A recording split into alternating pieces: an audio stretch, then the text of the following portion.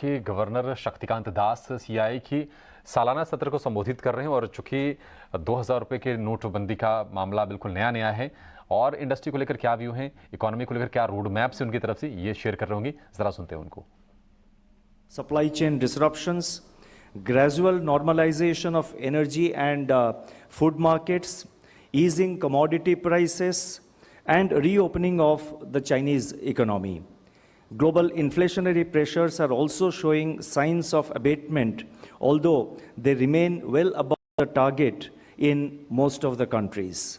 Central banks across the world have continued to tighten monetary policy, though at a much slower pace relative to the aggressive 75 basis points rate hikes which we witnessed in 2022, while some central banks have even taken a pause in their recent meetings. We have a case of Canada which took a pause and then again went for an increase. So therefore, global monetary policy is still settling down because the inflationary conditions are fast evolving. And all central banks are watching it with what I call an Arjuna's eye or what others call a hawk's eye. As central banks raise interest rates rapidly to contain inflation, fault lines emerged in banks and non-bank financial intermediaries. The resilience of the global financial system has been severely tested in the recent times, following the banking sector turmoil in the United States and in Switzerland. Naturally, it resulted in financial stability concerns, not only in those countries, but all around.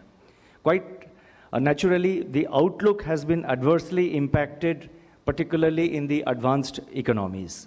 The proximate cause of this banking turmoil in the United States and Switzerland in March 2023 is a confluence of rising interest rates, unrealized losses in debt securities portfolio, and other idiosyncratic risks.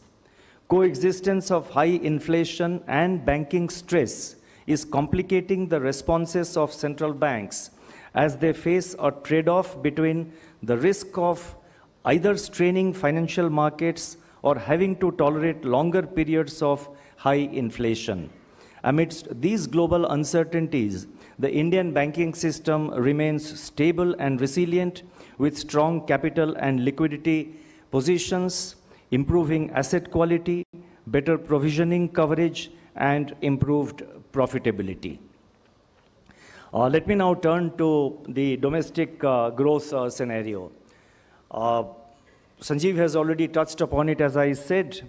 For the current year, for the year that has just ended, that is 22-23, the estimates are that it will be 7%. But there is a possibility that it could be even more. The data will come at the end of this month. According to all the recent trends, it will not be a surprise if the GDP growth of last year comes slightly above 7%. But let's stick to 7% for the time being. And the trends, the fourth quarter trends in particular, it initially appeared in the third quarter that there was a pent-up demand which was supporting economic activity. But all the economic indicators in the Q4 of last financial year, they saw that economic activity sustained momentum, and in fact, all the high-frequency indicators, about 70 of them which we monitor in the Reserve Bank of India, almost in all of these high-frequency indicators, the momentum was maintained in Q4. So therefore, I will not be surprised, we should not be surprised if the growth is slightly more than 7%.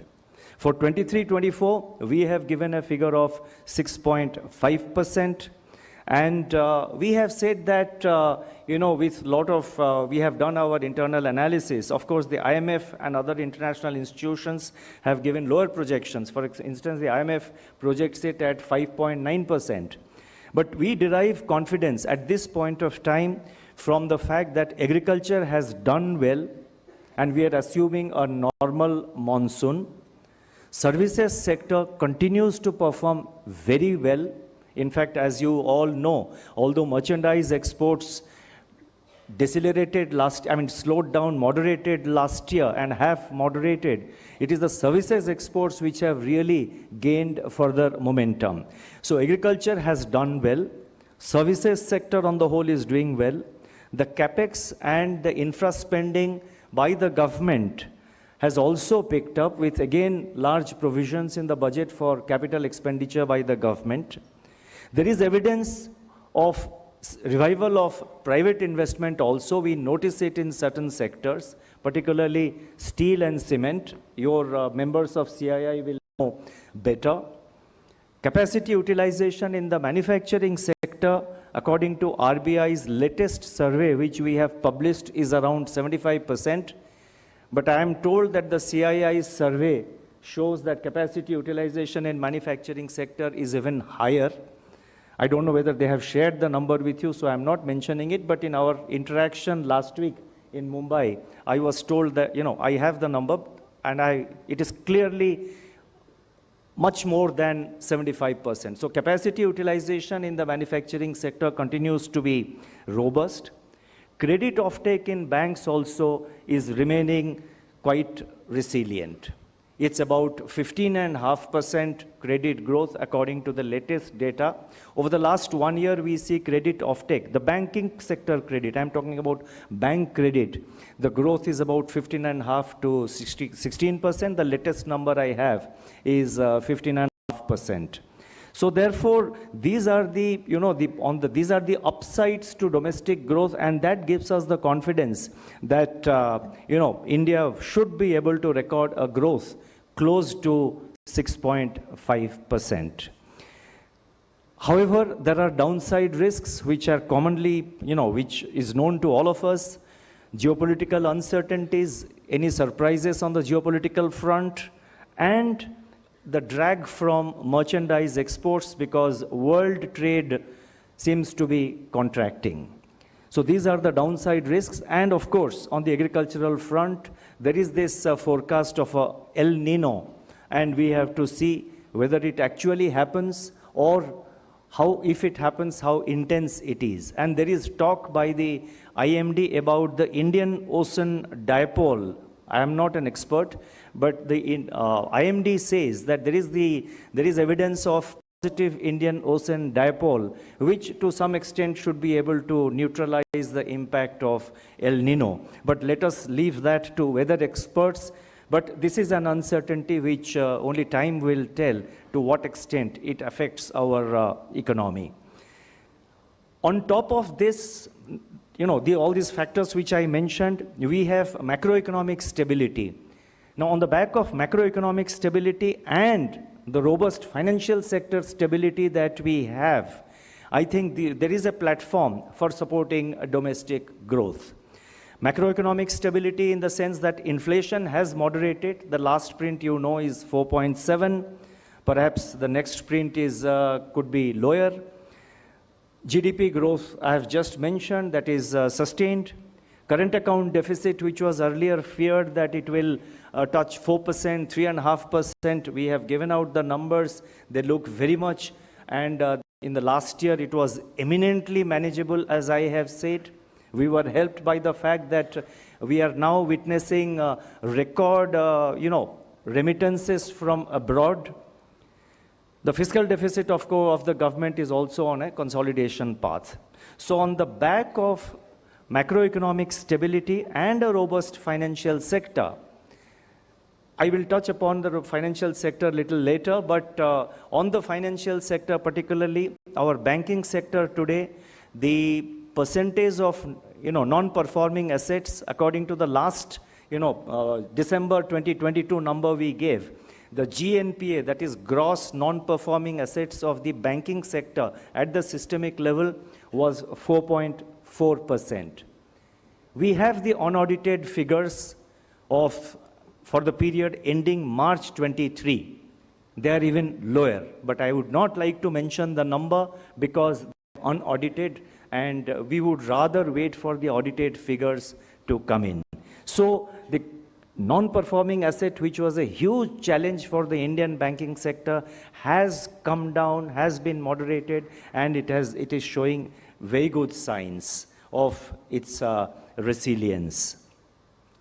And on top of that, we have the advantage of demography, which again is a huge opportunity for India, and it's something, I think, which will eventually add to our potential output, or what some people prefer to call it as India's,